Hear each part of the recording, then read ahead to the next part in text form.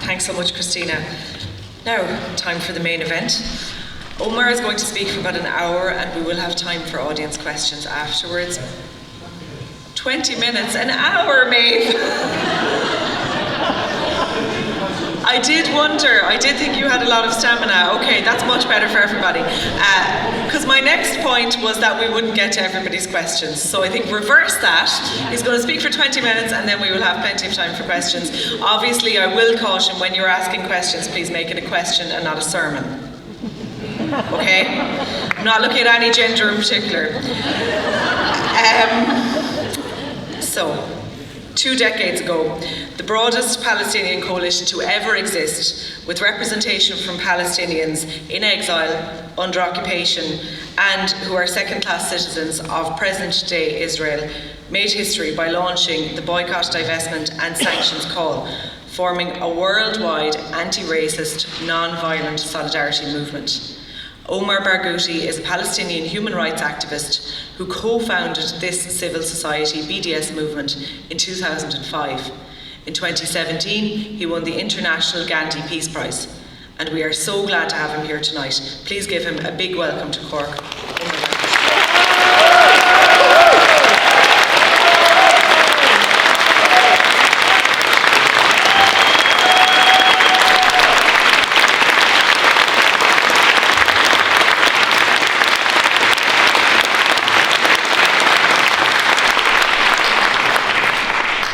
Thank you very much for the warm welcome. Thanks for organizing this, and thanks for the amazing work you've done in Cork. I'm really proud to be here for the first time. I heard a lot about Cork, including in Dublin.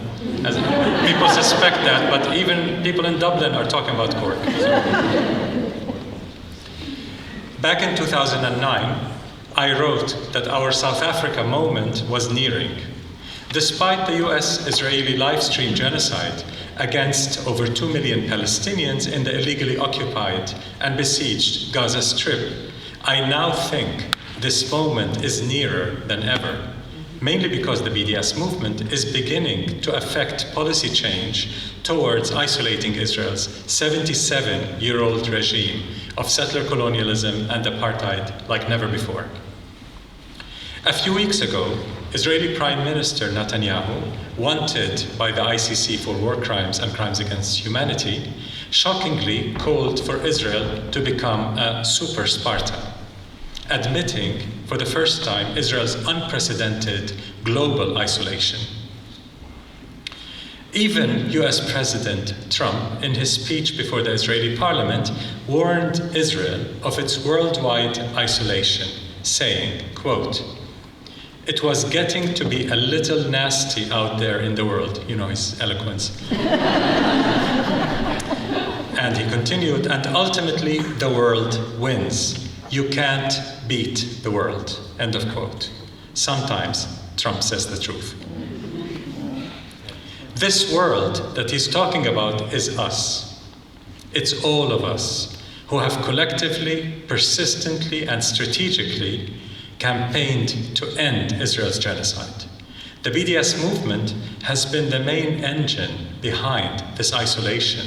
So there's no doubt that every boycott, every divestment, every apartheid-free zone, every pressure for real, lawful sanctions is already contributing to our struggle for freedom, justice, equality, and liberation. But what about the ceasefire, one may ask? As many have said, to Israel, a ceasefire means you cease, we fire. We realize that even a real ceasefire would only be the most important first step to end the genocide in the illegally occupied Gaza Strip. But without massive pressure, this ceasefire will constitute only a continuation of a less visible genocide that Israel and the US hope will provoke less regional and global outrage, less boycotts, less sanctions. The famine, the repercussions of the annihilation of Gaza will not end with such a ceasefire. Neither will Israel's illegal military occupation, apartheid, or denial of our refugees' rights. Only serious accountability and lawful sanctions will force the US-Israeli genocidal axis to respect the ceasefire and eventually end the siege and occupation. Blaming the patent depravity and unspeakable criminality of Israel's genocide on Netanyahu and his fascist government alone would betray either selective amnesia or a prejudiced reading of the current reality. According to a recent Israeli public opinion poll, 82% of Jewish Israelis support the ethnic cleansing of all Palestinians from Gaza. 56% support even the forced expulsion of Palestinian citizens of present-day Israel. 50% of all Jewish Israelis support the full extermination of Palestinians in Gaza. According to Orly Noy, the chairwoman of B'Tselem, Israel's largest human rights organization, quote, Israel is unleashing a Holocaust in Gaza, and it cannot be dismissed as the will of the country's current fascist leaders alone, end of quote. Noy calls for a denazification process in Israeli society. Apartheid Israel, enabled and emboldened by the shameless, boundless military, financial, political, and media complicity of the US, the UK, the European Union, with almost all its members, is trying to normalize the fundamentally abnormal and to numb our consciences with its relentless savagery. Israel has for decades committed what Israeli historian Ilan Pappé calls incremental genocide. But it has viewed the rise to power of its natural allies, the far-right, fascist, authoritarian forces of the world, especially in the West, India, and elsewhere, as providing the long-coveted opportunity to finally exterminate the indigenous Palestinian survivors of its ongoing Nakba. Eliminating the natives, after all, is a feature, not a bug, in settler colonial history, as the history of settler colonies from the Americas to Australia teaches us. A growing international human rights consensus now recognizes Israel's unspeakable crimes in Gaza as genocide, with the United Nations Independent Commission of Inquiry and the International Association of Genocide Scholars being the latest. Aside from murdering tens of thousands of Palestinians and destroying the livelihoods of over 2 million, reducing Gaza's 4,000-year-old heritage to ash, in parallel, Israel is simultaneously reducing the very tenets of international law to tatters, as President Higgins once put it.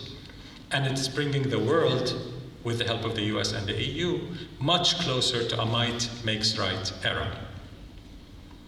At the core of Israel's total impunity lies the complicity of states, corporations, and institutions with Israel's regime of oppression. And it's precisely this complicity that the Global Palestine Solidarity Movement, led by BDS, seeks to disrupt and sever. As dozens of UN human rights experts have affirmed, in order for states to comply with their legal obligations triggered by the International Court of Justice's rulings, they must impose a comprehensive military embargo, as well as cancel or suspend economic relationships, trade agreements, and academic relations with Israel that may contribute to its unlawful presence and apartheid regime in the occupied Palestinian territory. Some states are complying or trying to comply with these duties. Colombia, Turkey, and other global South states are imposing energy, trade, or military embargoes on Israel. In the West, Spain, Slovenia, Scotland, among others, now support sweeping sanctions against Israel. Where is the Irish government in all this? Serving us warmer rhetoric while still shamefully maintaining its cold complicity in genocide.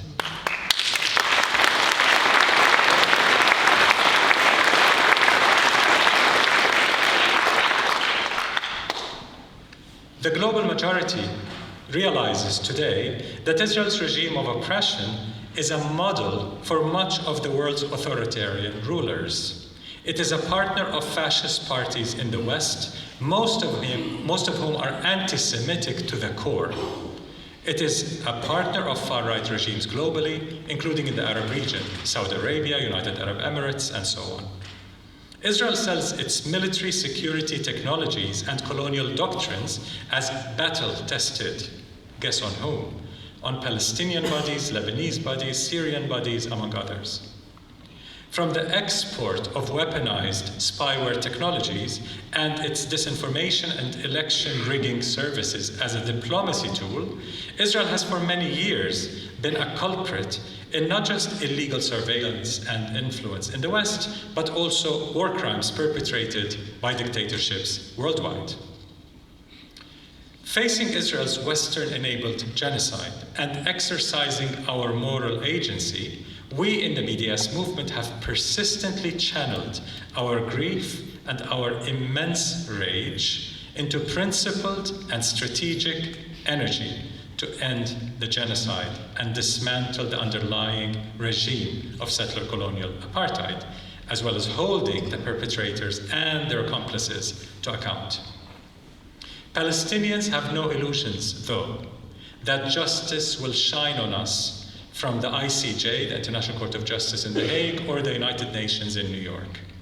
We have international law and the ethical high ground on our side as an indigenous people resisting a depraved genocidal system of oppression to achieve our inherent UN-stipulated rights. Ethics and the law are necessary in our and any other liberation struggle, but they're never sufficient. To resist and dismantle a system of oppression, the oppressed invariably need power as well. People power, effective solidarity power, grassroots power, intersectional coalition power, media power, cultural power, among other forms.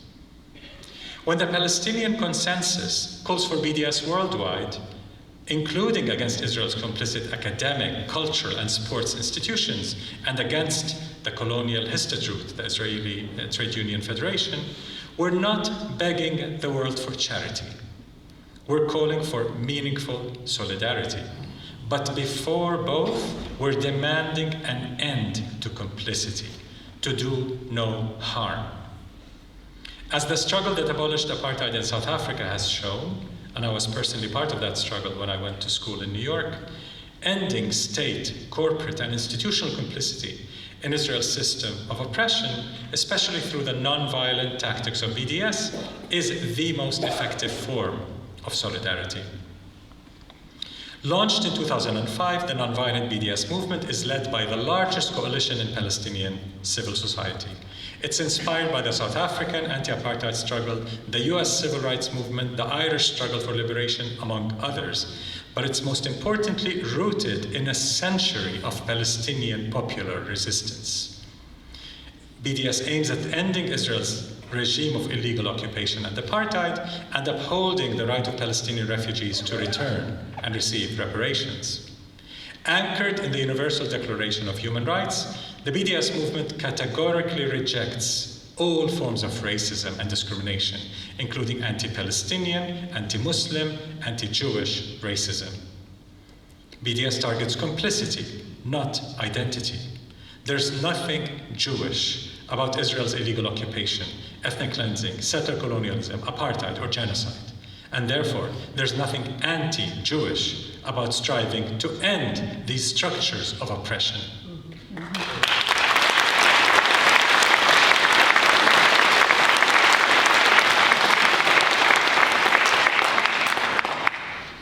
Over the last 2 decades, the BDS movement has built a massive network supported by trade unions, farmers' coalitions, racial, social, gender, climate justice movements, together representing tens of millions worldwide. The movement's impact is growing exponentially.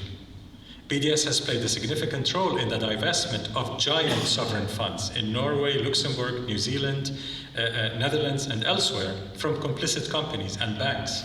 Norway's pension fund, for example, the absolute largest in the world, has divested its entire $500 million worth of Israel bonds. as have the US-based United Methodist Church and Presbyterian Church, USA. BDS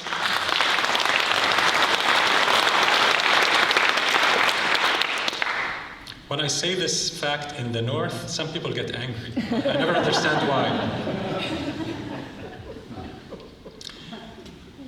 BDS has made large multinationals, such as Veolia, Orange, G4S, CRH, Puma, and Pillsbury, end complicity in Israel's crimes. And we made them, we didn't beg them.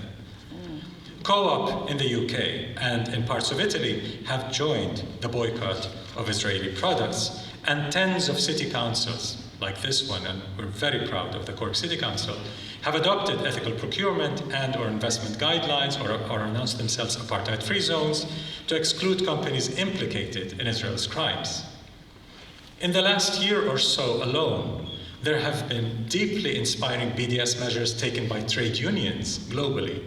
There's no time to go over the list, but I'll just mention a couple extremely inspiring actions. Trade unions in Italy and later in the Spanish state have led national strikes against the genocide and against complicity in it, setting a historic precedent.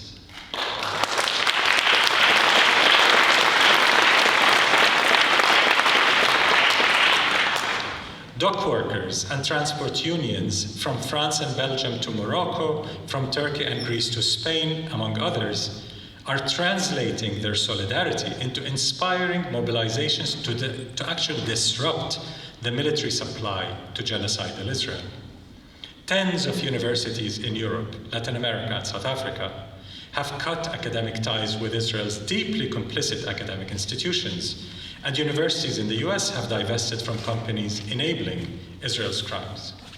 Of course, Trinity College here was in the forefront of cutting all ties with Israel. Again, something very inspiring. In the cultural domain, 5 European broadcasters, as you know, are now endorsing the exclusion of Israel from Eurovision. Almost 700 Dutch and Belgian cultural institutions, including the International Documentary Film Festival Amsterdam, the largest in the world, have most recently endorsed the cultural boycott of Israel. And that's Netherlands, not Ireland. More than 5,000 film workers, mostly from Hollywood, including A-listers, Oscar winners, have signed a historic pledge to boycott Israel's complicit film industry. Over 7,000 publishers and writers, including Sally Rooney, have endorsed the cultural boycott as well, as have tens of thousands of artists, musicians, visual artists, and cultural unions and associations. Under pressure from artists and human rights defenders, many major music, literary, and arts festivals around the world are dropping corporate sponsors complicit in Israel's crimes against Palestinians and or ending partnership with Israel or with its lobby groups. Most recently, the Football Association of Ireland voted with a huge majority to bring a motion to UEFA calling to exclude genocidal Israel from world football, while mass mobilizations have forced Israel's cycling team to drop Israel's representation and flag. Yet, Ireland remains one of Israel's largest trade partners, as the Examiner has shown, worldwide. Mainly thanks to the US tech giants like Intel that are using your country as a tax haven while unduly influencing its policy and trade, including with Israel. But relying on Israel's economy is akin to insisting on staying on the Titanic even after the iceberg had become plainly in sight. It's stupid in Trump's language. Divesting from apartheid Israel and from companies that enable its genocide and apartheid against Palestinians is not just an ethical and legal obligation, but also an expression of financial and fiduciary responsibility. Israel's economy, after all, is experiencing what 130 top Israeli economists describe as a spiral of collapse. With its almost unprecedented brain drain, a nose-diving tech industry, and a credit rating that is near junk levels according to Moody's, something you don't usually see on RTE.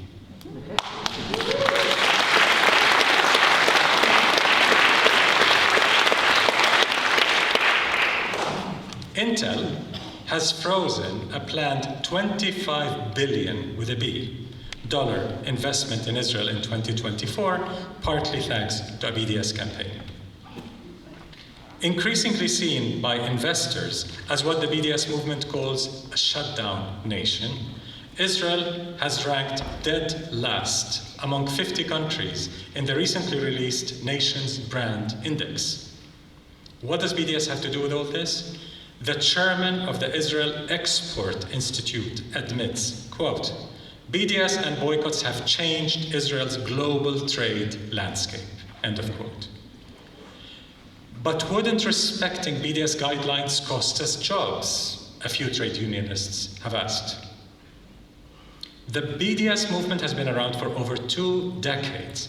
Where on earth have you ever heard a self-respecting trade union blaming BDS, not neoliberal austerity, climate calamity, and corporate criminality for losing jobs?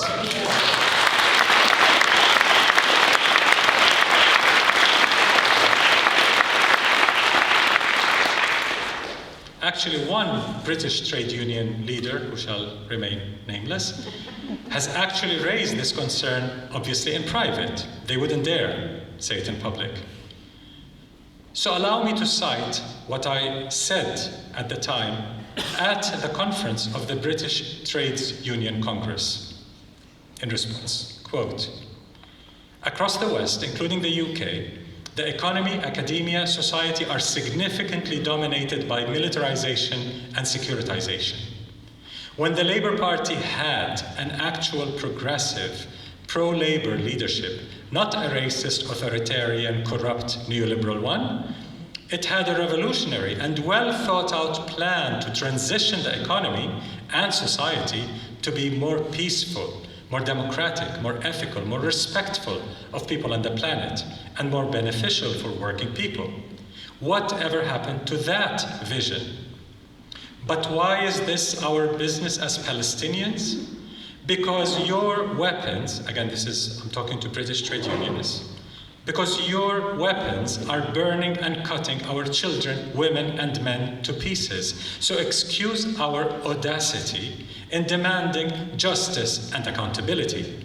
We have the absolute right to ask you to end this complicity, end the arms trade with Israel fully, immediately, no ifs or buts. This is a matter of duty, not discretion, legal and ethical duty, that is. End of quote.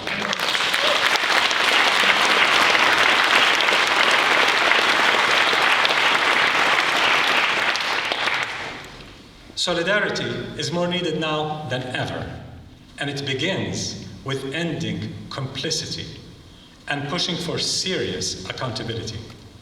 All major Palestinian trade unions and almost the entirety of the rest of Palestinian civil society have appealed in unison to international trade unions and solidarity movements, saying, quote, as a matter of life or death urgency, we call for forming broad coalitions and building towards powerful mass disruptions, where feasible, that are context-sensitive, peaceful, and strategic, targeting complicit entities and calling for ending complicity and imposing lawful sanctions, particularly comprehensive military and energy embargoes, end of quote. The Irish Congress of Trade Unions, at its biennial delegate conference in July in Belfast, adopted by an overwhelming majority a BDS motion calling for, among other things, quote, workplace-based and community actions up to and including a widespread work stoppages, end of quote, and demanding an end to, immediate end to Irish, UK, and EU complicity in the genocide. Enacting such a policy to challenge complicity would be the most effective form of meaningful solidarity with the Palestinian liberation struggle, especially at this critical juncture in our history of ongoing genocide. The recent, truly inspiring landslide election of the consistently and unapologetically progressive Catherine Connolly as President of Ireland, despite the fierce opposition from the ruling parties, shows beyond doubt the direction of the Irish people's moral compass, including on Palestine, and shows what a united left can do against all odds.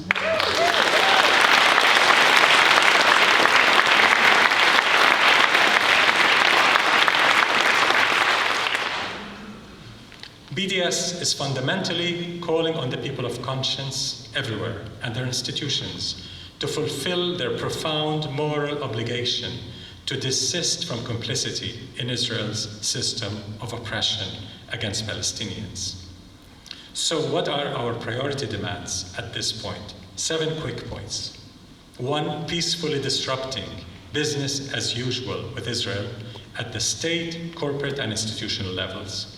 2, enacting consumer, academic, and cultural and sports boycotts of Israel and its complicit institutions as a legal, not just ethical obligation. 3, pressuring city councils, trade unions, universities, churches, and other institutions to divest from Israel bonds and from companies that are complicit in Israel's crimes. 4, declaring schools, trade unions, community centers, churches, businesses, neighborhoods as apartheid-free zones. 5, pressuring unions, institutions, and investment funds to adopt ethical procurement policies and ethical investment policies that are not related to any specific geography, but call for excluding companies involved in grave human rights violations, especially war crimes, crimes against humanity, or genocide, anywhere in the world. Congo, Sudan, Myanmar, Palestine, anywhere. 6, pressuring governments to end their shameful complicity, starting with imposing a comprehensive military embargo on Israel. Until when will Shannon Airport continue to be a hub for US weapons feeding Israel's genocide?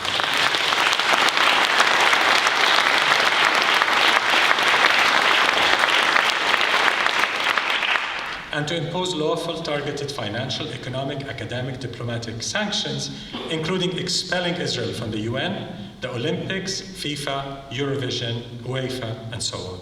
7, and last, supporting legal and human rights groups' initiatives for investigating and prosecuting Israelis and others who have been involved in international crimes against Palestinians. They should not get away with murder.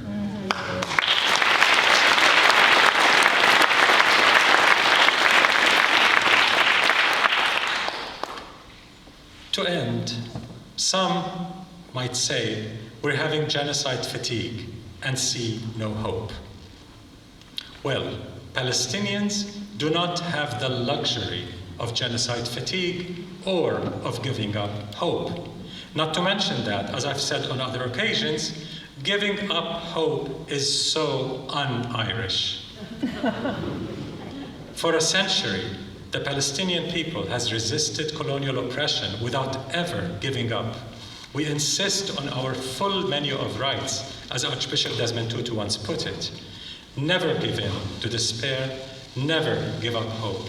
We're counting on your solidarity and unwavering support for our pursuit of our South Africa moment. Thank you.